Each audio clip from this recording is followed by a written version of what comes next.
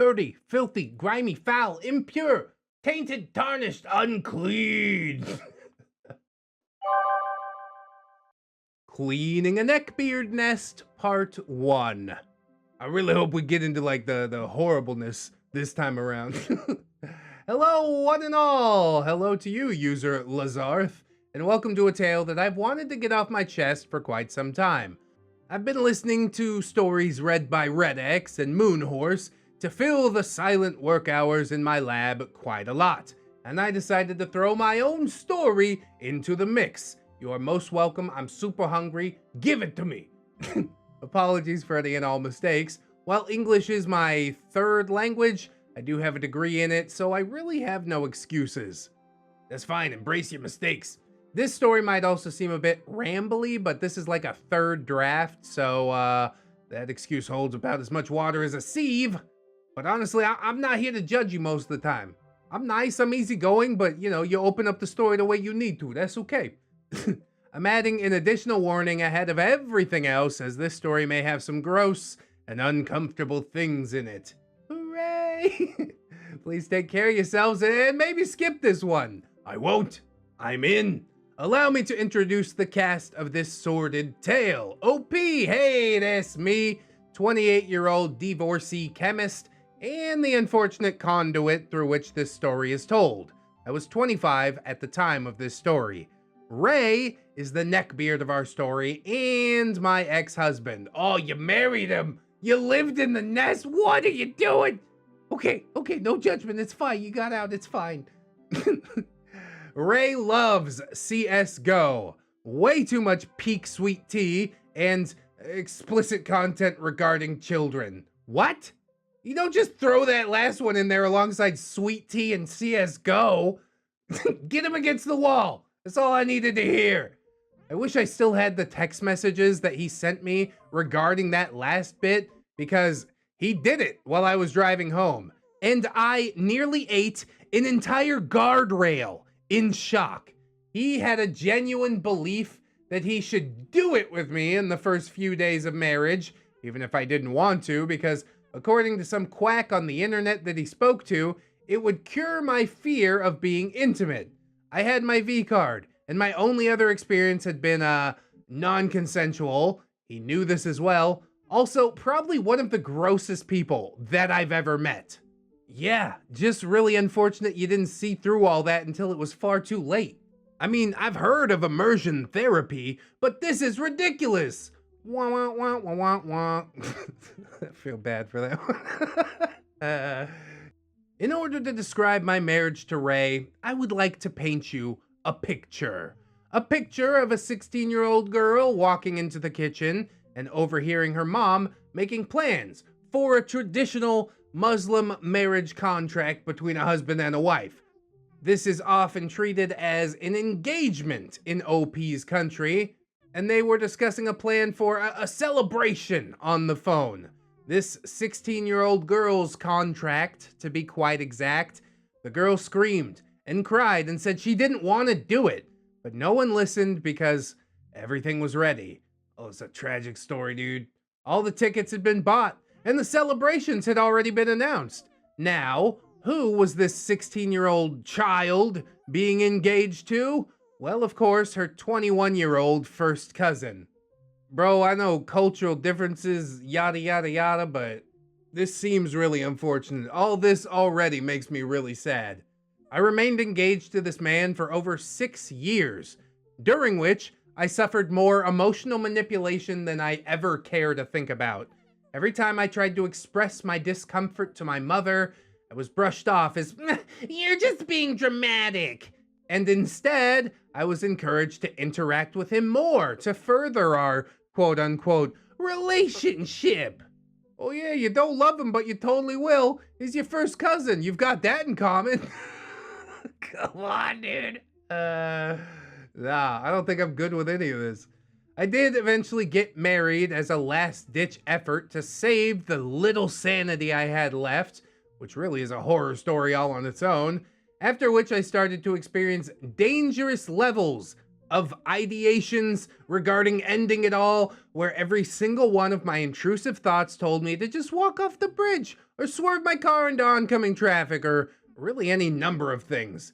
I went to therapy, got slapped with CPTSD, chronic depression, and my therapist recommended me getting a divorce.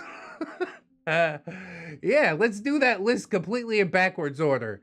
Get away from Ray as soon as possible. Your whole family, really. That's not a take that I have often, to get rid of the whole family, but you've been pushed into this. It's just not good, man. But OP keeps it moving. She says, now, let's move away from the existential horror to the more physical. I don't know which is worse at this point. It's terrible. This story takes place during the part of my marriage where I no longer lived with Ray. It was November of 2018, and Ray had to return to our home country because his dad was sick. I decided that it would be a nice gesture to clean Ray's house because God knows he does not clean. And everyone really does deserve to come back from such a stressful situation to a nice and presentable living space. You're already going above and beyond, OP. That's his responsibility, honestly. You no longer live with him, it's no longer your problem. But OP says, yeah, don't ask about any of that, I was just naive. I informed Ray of my plans and was given the go-ahead. I wish that I had never said anything at all. I mean, I'd like to ask how bad could it be, but we know it could be pretty bad. After digging around for the key to his house and not finding it, I gave up and went through the garage door that opened with a code. Immediately, I was slammed with the smell of musty cardboard. Piles of old Amazon boxes were stacked up in the small place between the car and the door leading into the kitchen, with even more boxes trailing over the stairs, like a bad omen of what was to come. It's not too late to turn around. Accompanying the musty stink of that cardboard was a much stronger stench of rotting food.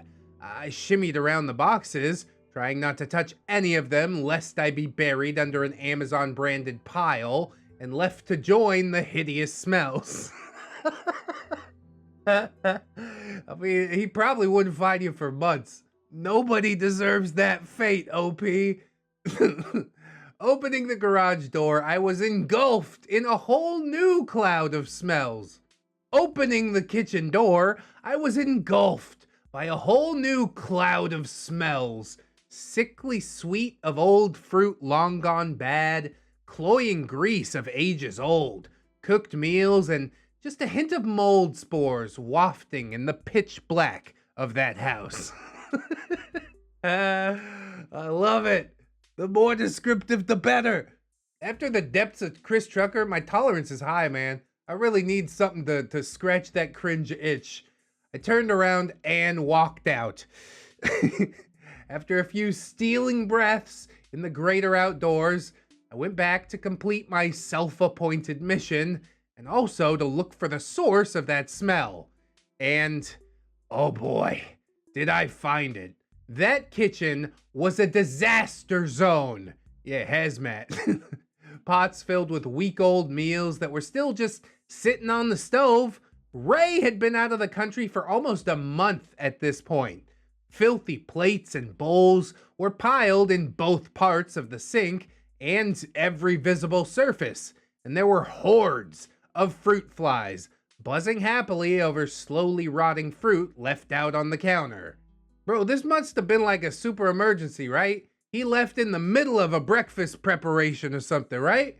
He doesn't live like this every day, right? Somebody just please say right. In the corner of the room, every manner of soft drink and snacks hid the small breakfast table below their cheery packaging. Holding my hands to my chest, I tried not to touch anything as I slowly made my way into the living room to assess any further damage. I mean, the kitchen's probably the worst, right? The kitchen's got to be the worst part. The lies we tell ourselves.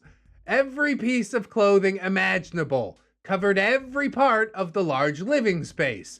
Several laundry baskets were overflowing with weeks, maybe months worth of laundry. There were even brand new packs of boxers and tank tops among this entire mess. Bro, I don't think OP really knew what kind of chore she was signing up for. I guess you're still married, but you're not living together, and this is some sort of desperate attempt to save the marriage? Let me tell you something. You've already gone above and beyond, even arriving at this den of horrors. It's time to turn tail and run. Run! Run! Run! Anyways, OP instead opts for opening the few windows in this dark, dank house to let some fresh air in and waft some of that stank out into the unsuspecting world before wandering deeper into the maw of that black void. I mean, dark hallway. More boxes greeted me in the small entryway across from the living room and spilled into the full-size dining room. The large table was full of takeout containers and instant food packages. Empty soda bottles and cans littered the rug below, and a growing pile of leaves lay just inside the doors to the backyard. Bro really don't give a single damn, do we? My poor mom would have had a heart attack if she saw the rich mahogany wood table that she gave me as a wedding present in such a state. Would it be in poor taste to just wheel it out of there? Save it, give it a renewed life and purpose? I just don't know. 5 doors greeted me in the hallway when I flicked on the light, each holding their own flavor of horror, no doubt. The first, to my right, was an indescribable medley of rank smells and brain bleach-worthy sights. It was the bathroom. Oh yeah, that's worse than the kitchen.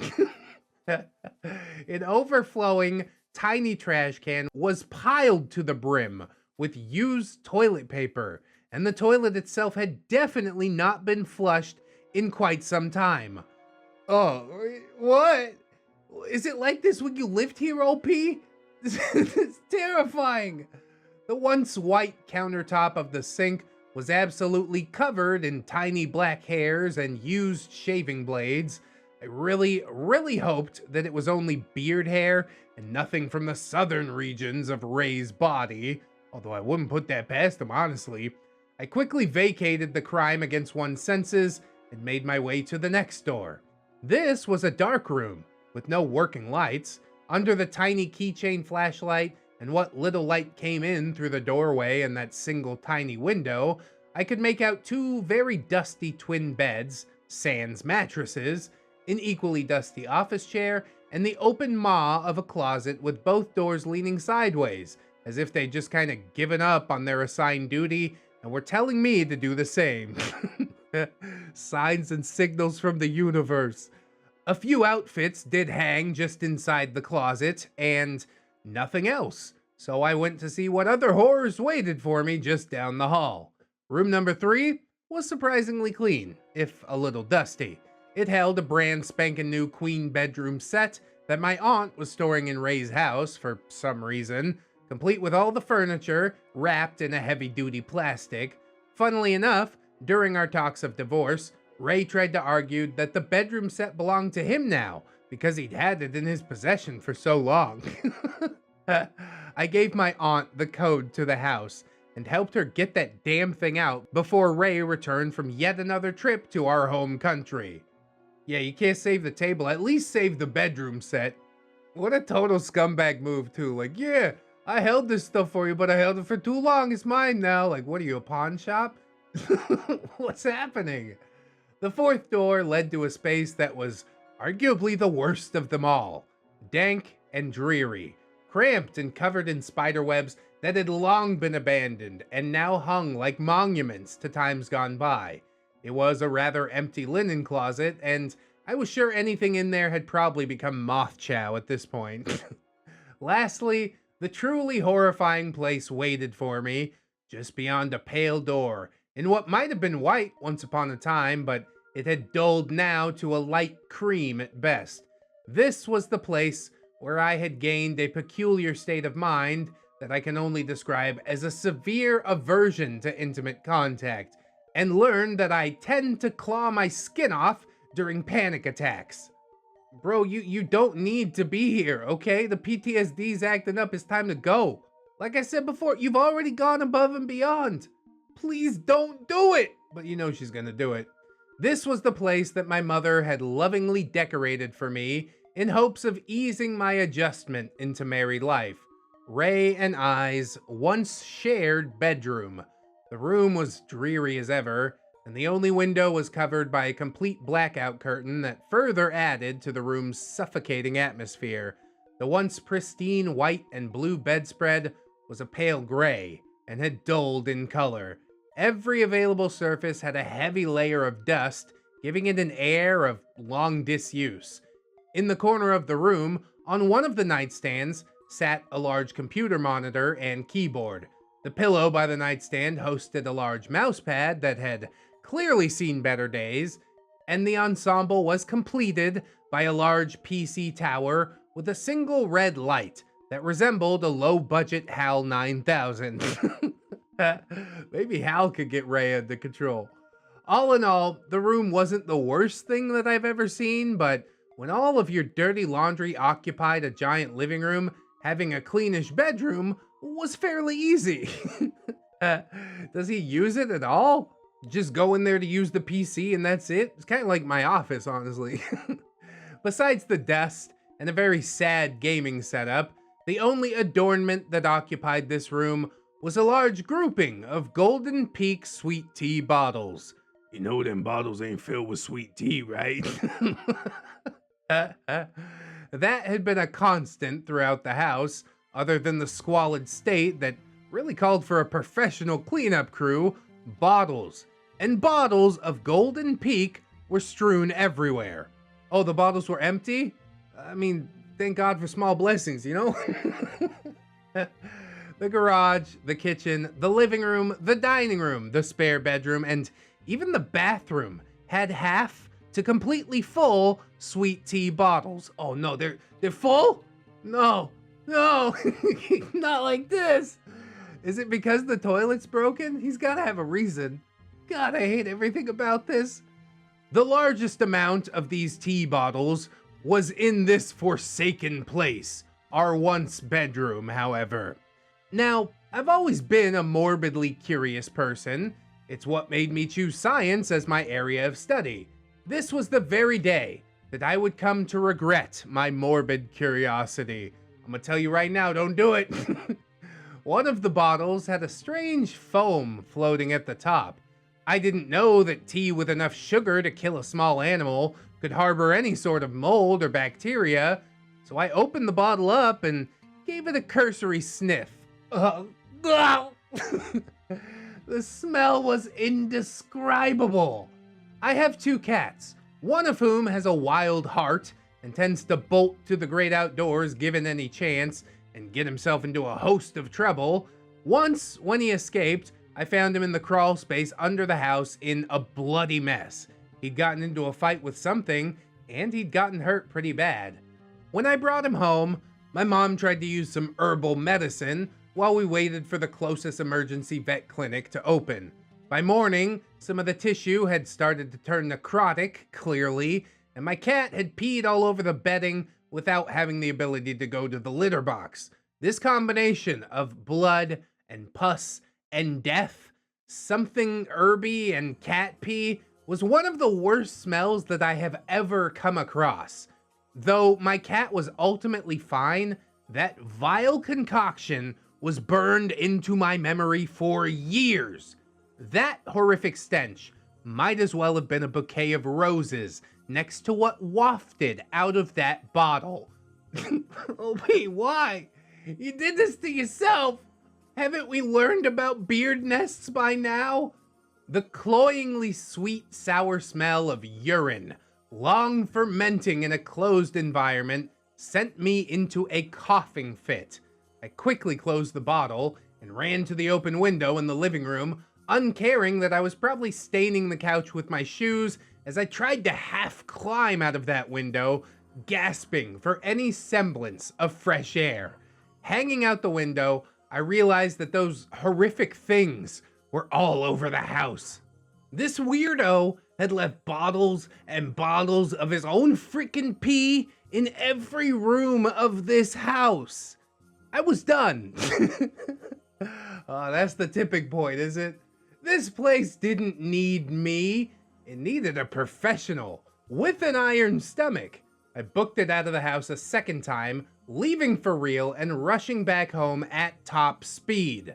That night, I received a bunch of messages from Ray saying how thankful he was of my consideration and how sweet and kind I was to do this for him. You see, love bombing was one of Ray's many manipulation tactics that he used against OP. Reading his words, I began to feel bad about bailing out, and I vowed to try again the next day. No. Send him a message back and say, look, man, that's too much. I'm not certified for hazmat, all right? The next day, I returned to my chosen battleground, armed to the teeth with every available product I could find at the local janitorial supplier. I also got some cleaning essentials and a giant box of industrial strength garbage bags. I managed to rustle up my rain boots and a thick pair of rubber gloves. All in all, I looked like a technicolored monstrosity, ready to take on anything. The first order of business was tracking down all of the accursed bottles in the house. I actually kept a tally of them on my phone's note app. 6 in the garage, 2 in the kitchen, 10 in the living room, 1 in the hallway, 15 in the bathroom, 4 in the dining room, and 4 in the bedroom. 15 in the bathroom? Yeah, that toilet's broke for sure. They were the first to go in the garbage bags and out of the house. In hindsight, I might have thrown away what was biohazard and public waste, but I was not going to dispose of them in any other way. Yeah, what, you expect me to empty the liquid out of these bottles? Not on your life. The kitchen was the first room that I officially tackled, mainly because the smell was starting to make me dizzy, even though the windows had been left open overnight. I disposed of every single piece of food left out on the counter, and I scraped off stuck bits of food from the 2 pots that were left on the stove. Washing the massive dishes in the sink was next. I was in the groove now, you know? Music on full blast, mind wandering off to nowhere as I hand washed dish after dish after dish because, of course, Ray never bothered to get his dishwasher fixed. I was just completely engrossed in my work. I mean, why would he fix the dishwasher if he didn't even fix the toilet, you know? There's an order of priority and he's just thrown the whole thing out the window. All this was until I caught something out of the corner of my eye and I picked up the fruit-scented soap dish. A host of small things slowly sank towards the nozzle tip as I held the bottle upside down over the yellow sponge. I watched, in a horrified daze, as those tiny shapes settled like sediment. Inevitably, some of them got caught inside the nozzle, and they sputtered out in a glob of soap. They were fruit flies. The sweet, inviting smell of the soap had been tempting enough for some of these things buzzing around my head to have made their way inside the bottle, only to drown in false, fruity promise. I don't think I've ever embodied the phrase screaming like a little girl more in my life. That bottle went flying to the other side of the room and landed in a sad heap near the open garbage bag. I had brought my own soap, but I never thought that something as simple as dish soap would become the resting place of fruit flies. I mean, it's kind of ecology, right? They're just looking for some place to expand to, although a bottle of dish soap is probably the wrong choice. I continued washing the dishes with the industrial strength soap that I had brought with every intention of scrubbing the bathtub. The day had only just started, and I was already losing my patience. Every dish washed felt like picking at some unseen scab. Ooh, the visual on that. OP certainly has a way with words. Beautiful writer. Once the counters had been cleaned of all their contents, I turned my attention to the fridge. My God, you're so brave. It was barren, save for 3 specific things. Now, I'm a very peculiar person when it comes to eggs. I specifically buy a brand of cage-free eggs that tends to cost a pretty penny. What greeted me in the fridge was a carton of those very eggs, a sad-looking bag of grapes, and a single open can of ginger ale. I didn't know Ray to be picky about his groceries or eating habits, and so I found the eggs a bit of an oddity. I went to check the expiration date, as these tend to have a very short shelf life, and the eggs were dated for July. They were the ones that I had bought when I was still living with Ray 4 months ago. I mean, eggs, they're always good, right? Until they hatch, right? Somebody say right. The fridge was even more barren when I finally closed it. After 3 grueling hours, I stood in a kitchen so spotless you could eat off the floor, though I wouldn't recommend it. If you ignored the random spattering of apple-shaped fly traps around the room, that is. I didn't really pay much attention to the living room and the dining room. All the food and takeout containers just went into the trash bag. I wasn't gonna check if anything edible was expired or open anymore. After marinating in this hellhole, I'm sure it was a biohazard risk. I stuffed all of the clothes into the waiting laundry baskets and carried them to the washer in the garage. They all got stuffed in. I didn't bother to separate the colors and the whites. All in all, the room didn't really need much more than a simple wipe down and a dusting. Boom! Sparkling clean in under 2 hours. See, now you're really getting in the groove, OP. This is the type of stuff that I do. I'm like, I really don't care. It looks clean, it's fine. I didn't bother to clean the spare bedrooms. The one with the twin beds didn't have a working light, and I didn't want to get bitten by something crawling in the dark, and the one with the packaged queen bed really had nothing in it to clean. And so that left only 2 rooms, the bathroom and the bedroom. Maybe even the linen closet. However, it was getting late in the day, and I wanted to go home and take a long, well-deserved shower. Yeah, or 3. 3 showers, back to back. I stacked as many of the Amazon boxes as I could find in my arms and made my way back out of the house, planning to return the next day. And this is getting really long, and I have to plan my experiments for tomorrow, so join me next time as I find that a tiny 5x8 room can truly hold many undescribable horrors, and I give a new meaning to the word cleaning. Yeah, cleanse it with fire. That's the only way to fix this, I'm pretty sure. Dogs are barking a bit outside, the world's starting to wake up, but I think I'm good to roll through part 2, and then we could close the book on this saga. So let's do exactly that right now. Cleaning a neckbeard nest, part 2. The end. I don't want to talk about it anymore. The end. Hello all. It is I, user Lazarth, your local former child bride. What a self-imposed title. With the second and last part of my story.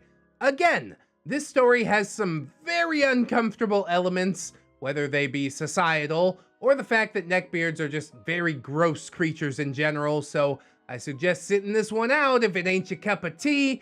To those who are still reading or listening, I still have a degree in creative writing, and this tale is still equally as rambly as the one before. With that said, on to the story. Honestly, that creative writing degree is coming through in spades right now. I am loving the way you construct this story, OP. I don't wish more beard encounters on you, but I do wish that you would keep writing for us. So where we last left off, your most humble narrator had a soul-shattering experience when I learned that the many sweet tea bottles left in my ex's house didn't hold any sweet tea at all. And I screamed like a little girl after finding out that there were fruit flies in the dish soap. I had successfully cleaned the kitchen, living, and dining room the day before. Though I contemplated it, ultimately, I refused to enter the dark depths of the room housing the twin beds because Black Widows are a thing, and I like being alive, generally. The only rooms left were the bedrooms and the bathroom. Now, I will fully admit this, I'm nosy as hell. I love snooping around in places that I don't belong in. Oh, this is your real motivation, is it? Though to be fair, I did technically still own the house, and this was my bedroom, even if I hadn't lived in it for some time, around 4 months. Nosy is as nosy does, of course, and since the room had been cleaned of the bottles of pee, I was now free to snoop. It started innocently enough. Drawers with empty and new bottles of rather expensive cologne, a stray piece of jewelry that I left a long time ago, and some cobwebs in drawers that had been empty for what seemed like forever. There were really only 2 pieces of furniture with drawers, so it wasn't like my nosing about could go on forever, right? That was until I opened the far left bottom drawer of the vanity, and I wish to this very day that eye bleach existed and that I could eternal sunshine of the spotless mind away the horrific sight set before me. A pair of crusty, yellow, stained, and horribly stinky pair of panties was wrapped around the handle of a riding crop. Ugh. What? A pair of what I realized to my growing horror, these underpants were something that I thought I lost a long time ago. Ah, memories. I shoved the drawer closed and left the bedroom as it was. Best not to clean personal spaces, you know? Whatever excuse, I don't blame ya. I closed the bedroom door and went on to my last battle, the bathroom. Oh, you don't deserve this. Please stop. The stink of this place had lessened somewhat from me constantly flushing the toilet through the previous day. My tendency to hoard rubber gloves really did come in clutch when I had to empty out the trash can of doom. No, really, it's full of used toilet paper. You don't need to do that. Come on. The contents had been dried enough that there was little to no obvious smell. I emptied it out into the bag and surveyed the space. As I was doing so, something started feeling itchy on my hand. I looked down in confusion to a thing straight out of my nightmares. A small, squirmy, pure white maggot was crawling around on my hand. I screamed and shook the foul thing out into the sink and quickly washed my hands off. You can't wash that off. You can't wash off the psychological scars. I looked into the waste bin that I had just emptied and found many of those damn things squirming around it at the bottom. You really did save the best for last, didn't you? They must have been enjoying their stay under all that musty, mushy toilet paper, and they were no doubt cursing my name for bringing them out into the light. I screamed louder, and then I shoved the entire wastebasket into the trash can. Yeah, I ain't playing with this. I ran out to the overflowing trash can and shoved it in, slamming the top shut for good measure. I just wasn't cut out for this. Takeout containers and dirty dishes were one thing, but larvae? Yeah, that's where I draw the line. I thoroughly washed my hands in the mercifully clean kitchen sink and sat down in the living room to contemplate what I should do next. Leave, run, get away from this place. That's what you should do. As I waited, I decided to text Ray and send along a few pictures of the freshly cleaned living room, freshly dusted and empty of all the clothing stuff. After a few minutes, he texted back how happy he was with it. Yeah, great. I'm sure it's gonna revert back to its original state within a week. I asked about his dad and how he was doing and if all the hospital visits were going well.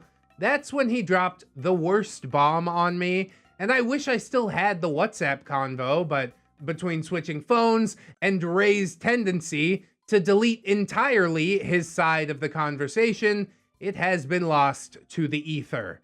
His father was not, in fact, sick. He just used it as an excuse to get FMLA and not lose his job. Dude, what a scumbag. Like father, like son. Yeah, that's what the Family and Medical Leave Act is for you to take advantage of it. I was livid. I think we all are at this point for myriad reasons.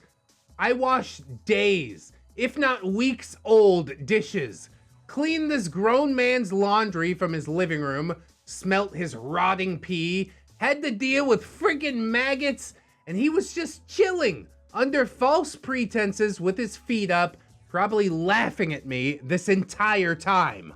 No. Hell no. Frick no! I turned my phone off before I said something horrible, and I stared at the sparkling clean living room. Yes, it's time to undo all that you've done. He wasn't gonna take advantage of me. Not like this. Ray was gonna pay one way or the other. When I moved in with Ray, I bought a lot of high-end dishes, cookware, cutlery. I even had a $250 cutting board. Oh, cutting board! Don't talk to me about cutting boards. I was proud of them. They were to my style and standard. I cared for everything very well. And this moron had the audacity to leave my babies covered in rotting food for God knows how long. No! Ray was not going to enjoy the fruits of my labor. Not for 1 second longer. I grabbed every single dish I ever bought. Every serving dish, every bowl, every frying pan, cooking pot, and I took them all out to my car. There you go. Hey, you got the table too, right? The dining room table? Tell me you got it. I must have looked like a mad woman to the neighbors. Probably more than when I had left the house screaming earlier, but I really didn't care. I just wanted him to feel something. Feel sad about having deceived me. Feel angry about me taking his dishes away. Something. Anything. But he was definitely not going to feel smug and satisfied for having fooled me, so I left that kitchen bare. Honestly, pretty rational response in a situation like this. You could have done a lot worse. I can think of a lot worse things to do. To be fair, I didn't completely rob him of things to cook and eat in. He owned a crappy cookware set that he had gotten from Walmart. It wasn't just the stupidly expensive, now that I think about it, ironclad set that I had bought for the house. He had dishes, not just the bone china and real ceramic ones that were sitting in my car right now. I so wanted to take back my cutting board too, but it was something. A black rot in the corner of that thing, and I was not going to take my chances with black mold. Yeah, you gotta pay a lot more than $250 to get the black mold out, right? Some things we just gotta cut it off as a loss, like this entire marriage.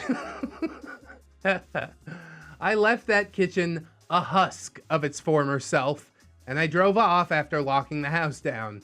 I didn't speak with Ray for weeks afterwards. Ray was hopping mad about me taking what I did from his house, but I didn't bother justifying my choices.